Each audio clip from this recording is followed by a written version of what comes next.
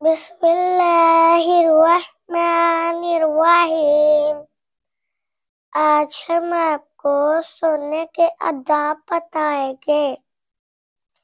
عشاء کی نماز پڑھ کر جلدی سونا، سونے سے پہلے مسواک کرنا، بستر کو 3 بار جھاڑنا، دائیں کروٹ سونا۔